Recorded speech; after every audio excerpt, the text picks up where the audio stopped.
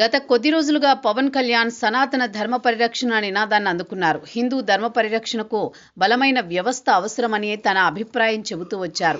చెప్పడమే కాకుండా అందుకు నడుం బిగించారు కూడా. హిందూ ధర్మ పరిరక్షణలో భాగంగా ఆలయాల సందర్శన, పీఠాధిపతుల ఆహ్వానం మేరకు వెళ్లడం వంటివి చేస్తున్నారు. దీంతో పవన్ పై హిందుత్వ ముద్ర పడింది. ఈ నేపథ్యంలో తాజాగా తెలంగాణలోని కొండగట్టుకు వెళ్లారు పవన్. అక్కడ హిందుత్వవాదంపై సంచలన వ్యాఖ్యలు చేశారు. పవన్ దూకుడుగా ఉంటారు. తన నిర్ణయాలు గట్టిగానే చెబుతారు. గతంలో కొండగట్టు నుంచి అన్ని రకాల కార్యక్రమాలు ప్రారంభించడం సెంటిమెంట్గా పెట్టుకున్నారు. అయితే ఏపీలో అధికారంలోకి వస్తే కొండగట్టు అభివృద్ధికి సహకారం అందిస్తామని చెప్పారు.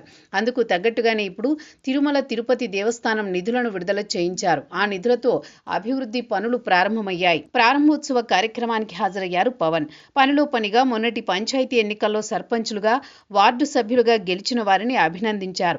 జనసేన అభ్యర్థులు పోటీ చేసిన స్థానాల్లో సగానికి పైగా గెలవడం గొప్ప ఆనందం ఇచ్చిందని పవన్ స్పష్టం చేశారు. జనసేన పార్టీ పెట్టేందుకు తనలో చైతన్యం నింపింది, ధైర్యం ఇచ్చింది తెలంగాణ సమాజమని చెప్పుకొచ్చారు. రజాకార్లకు వ్యతిరేకంగా తెలంగాణ బిడ్డలు చేసిన పోరాటం, అమరవీరుల త్యాగాల నుంచి తాను రాజకీయ శక్తిని పొందాలని స్పష్టం చేశారు.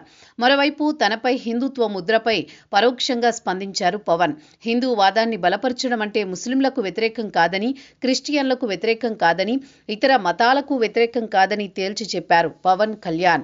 అన్ని మతాల సారం ఒకటేనని, అన్ని మతాలను గౌరవించబడాలని, రక్షించబడాలి అనేది తన అభిమతంగా చెప్పుకొచ్చారు. అయితే ఇటీవల బీజేపీ లైన్లో పవన్ మాట్లాడుతున్నారంటూ కొన్ని రకాల కామెంట్స్ వినిపించాయి. దక్షిణ భారత్లో పవన్ ద్వారా హిందుత్వవాదాన్ని బీజేపీ బలంగా తీసుకువెళుతుందన్న అనుమానాలున్నాయి. దీనిపైనే పవన్ క్లారిటీ ఇచ్చినట్లయింది.